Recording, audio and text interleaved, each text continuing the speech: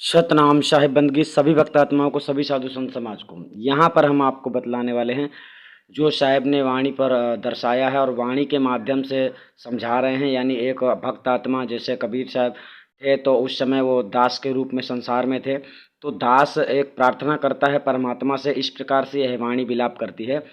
वाणी कहती है, अर्जी है दीन दयाल अब की बार सवारियो, आई थी वह देश से भई परदेसी नार, वह घर को मार्ग नहीं जाने बिसर गयो निज नाम। आइए जानते हैं साहिब कहते हैं वाणी के माध्यम से एक दास की अर्जी यहाँ पर लग रही है परमात्मा से मिलने के लिए। तो साहिब क्या कह रहे हैं, वाणी के आधार पे समझा रहे हैं भक्तों को कि एक भक्त आत्मा अरदास करती है, मतलब सूरत आत्मा अरदास करती है परमात्मा से मिलने के लिए अंतरात्मा में बैठकर कि हे पारब्रह्म परमात्मा, हे सतपुरुष परमात्मा, अब की बार मुझे उबार लेना। कहने का तात्पर्य मुझे 84 में अब नहीं जाना है। यह आत्मा का शुद्ध चेतन आत्मा जो जो भक्त आत्मा है, जो जिसके अंदर विरह है, जिसके अंदर पीड़ा है परमात्मा से मिलने के लिए, तो वह प्रार्थना करती है कि हे परमात्मा मुझे अब की बार उबार लेना। ठीक है, यह कहा जा रहा है। आप ठीक से आगे समझते जाइएगा पूरी वाणी का अर्थ अच्छी तरह से। आई थी वह देश, आई थी वह देश से मतलब होता है आप समस्त भक्त आत्माएं, जितनी आत्माएं परमात्मा से मिलने के लिए पीड़ित हैं, वे सभी आत्माएं सत्यलोक को छोड़ आई हैं। तो सत्यलोक को छोड़ देना और निरंजन की दुनिया में आ जाना, शरीर में उलझन में फंस जाना, यही दूसरे देश में आना माना जाता है। तो साहेब का सिद्धांत इस वाणी के माध्यम से कह रहा है कि आई थी वह देश से भई परदेसी नार। अब जितने भक्त आत्माएं समस्त संसार में फंस गई हैं, परमात्मा से अलग हो गई हैं, बिछुड़ गई हैं, तो अब परदेसी मानी जाती हैं। ठीक है, अब वहाँ पर वापस जब तक नहीं जाते हो तब तक अपने देश में नहीं जा पाओगे। अब साहिब कह रहे हैं वह घर, अब जिस घर की बात जहाँ आ रही है यहाँ पर हो गया परमात्मा की बात चल गई। वह घर या कि वो परमात्मा, अर्थात वो परमात्मा कैसे मिलेगा, अर्थात उस परमात्मा को पाने का कोई मार्ग चाहिए।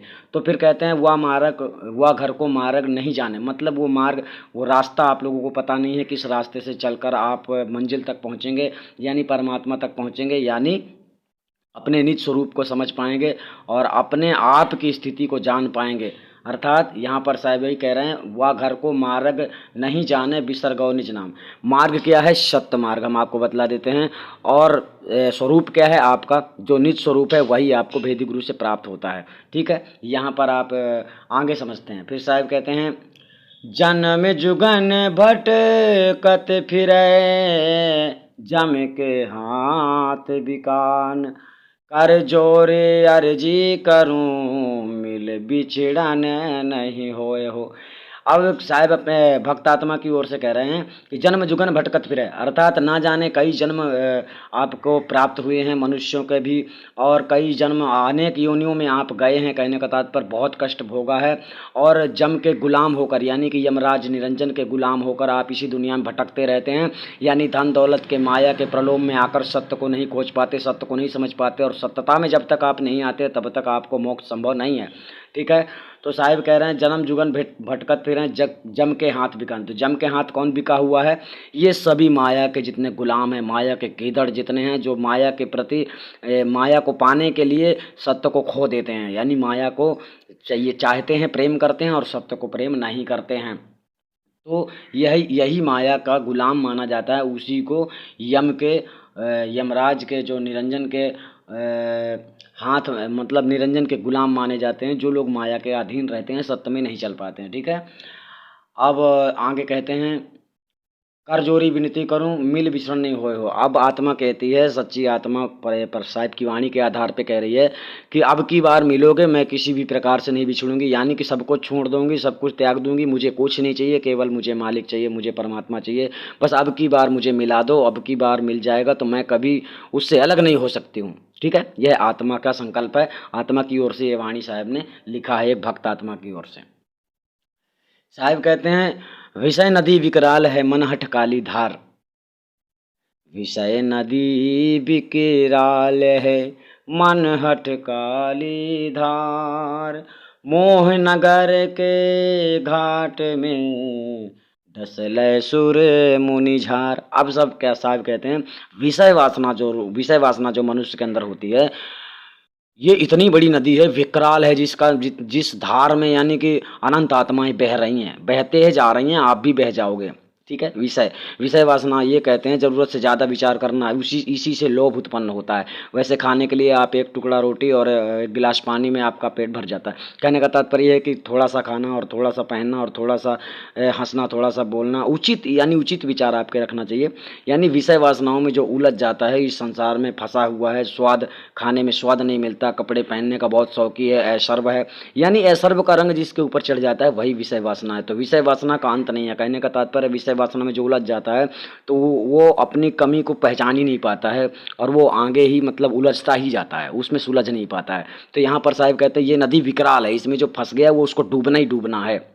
सर्व का मतलब ये है कि जैसे मान लीजिए उदाहरण के लिए हम पानी भरने के लिए नल पे जाते हैं, ठीक है, लेकिन अब हमारे अंदर विषय वासना इस तरह से उत्पन्न हो गई कि नहीं नहीं, हमारे नल ना जाना पड़े, पानी हमको घर बैठे मिले, ठीक है, तो हम उसके लिए ज़्यादा प्रयास करेंगे, फिर सोचेंगे कुछ समर्शियल होना चाहिए, कुछ ऐसी सुविधा होनी चाहिए जिसके ज़रिए पानी ऑटोमेटिक आ जाए यहाँ पर।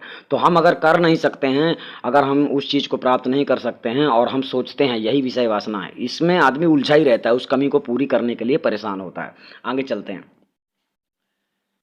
मन हठ कालीधार। मन जो है, मन का जो हठी होता है, जो मन में हठ कर लेता है, साहब यहाँ पर कहते हैं मन जो होता है, ये शत्रु शत्रु हैं आत्मा के, चेतन आत्मा के शत्रु हैं। मन जो है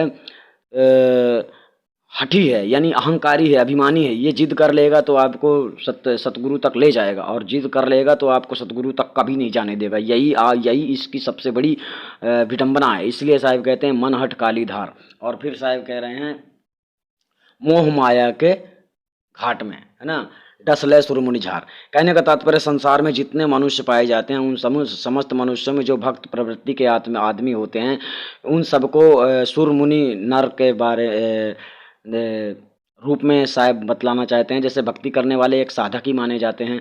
तो यानी कि इस संसार में माया ने किसी को नहीं छोड़ा, यानी सबको डस लिया, किसी यानी कि कबीर साहब तक को नहीं छोड़ा। आप ये समझ लीजिए, जब कबीर साहब के सामने भी आकर जब माया अपना प्रपंच कर सकती है, तो एक आसान जीव, एक भक्त आत्मा जो प्रलोभ में डूबा हुआ है, माया में ग्रसित है, उस व्यक्ति को गिराने के लिए कितना आसान है माया के लिए, ये सोच लो। जब कबीर साहब स्वयं नहीं बचे, आपको ये समझना है वो परमात्मा पूर्ण ब्रह्म थे, फिर भी उनको भी माया ने सामने से आकर तंग किया। कहने का तात्पर्य अपने विश्व मोहिनी डालने का प्रयास किया, माया जाल में फंसाने का प्रयास किया। लेकिन साहिब तो साहिब थे, इसीलिए संतों का सिद्धांत अधर में होता है, संतों का स्थान ही अधर में होता है। संत इस संसार के विषय में विशेष रूप से नहीं सोच विचार में पड़ते हैं, यानी लोभ लालच में संतों का विचार नहीं रहता है। ठीक है, तो यहाँ पर अब आगे चलते हैं। साहिब कहते हैं मोह नगर के घाट में डसलै सुरमुनि झार, यानी मोह माया के प्रपंच से बचना अति दुर्लभ यानी मुश्किल भी है। तो फिर उससे बचने के लिए फिर साहब ने क्या उपाय दिया है, देखो अब यहाँ पर वही बताया जा रहा है। फिर साहब कह रहे शब्द जहाज कबीर के चढ़ता बिरला को, वहाँ पे तो सोई चढ़े जाए सदगुरु ले उबार हो, सदगुरु ले उबार हो। आपको हम यहाँ पर बतला देना चाहते हैं शब्द जहाज कबीर के। अब शब्द जहाज कबीर के, जहाज शब्द का जहाज साहिब का कौन सा है, वही हम आपको बतलाना चाहते हैं। साहिब ने क्या बतलाया है, ऐसा काम करो और ऐसा काम ना करो, सत्य विचार करो, सत्य बोलो, असत्य ना बोलो, असत्य मार्ग को त्याग दो। तो साहिब ने ये इस तरह से शब्दों से अपना जो जहाज बनाया है, उस जहाज में चढ़ने के लिए साहब कह रहे हैं। आप सुन लिए हो, सुन के समझ लिए हो, मान नहीं रहे हो तो कोई मतलब नहीं है, मनमानी आप लोग कर रहे हो तो फिर वो गुरुद्रोही माना जाता है। तो शब्द जहाज कबीर के, यानी उनके समस्त शब्दों को आपको विचार करना है, उन्हीं के बताए गए मार्ग पे आपको चलना है, तभी आपको मंजिल मिल सकती है। अर्थात आप अगर उसमें चढ़ गए, अर्थात आप सत्य पे चल पड़ोगे, तो आपको निश्चित रूप से वह मंजिल की प्राप्ति होती है जो जिसकी मंजिल की बात साहब कर रहे हैं।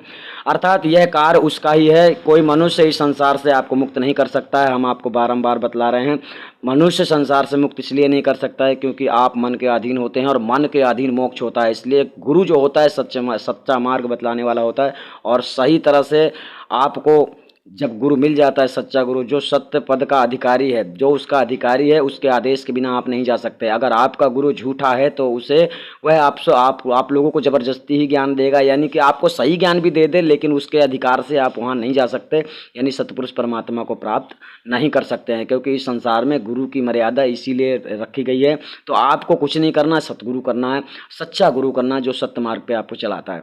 तो सत्य मार्ग पे आप जब चलने लगते हैं, तब आप समझ लो कि सदगुरु कबीर साहब के जहाज में चढ़ गए हैं और आपको निश्चित रूप से मंजिल मिलेगी। ठीक है, आप लोग समझ गए होंगे। सतनाम साहिब बंदगी।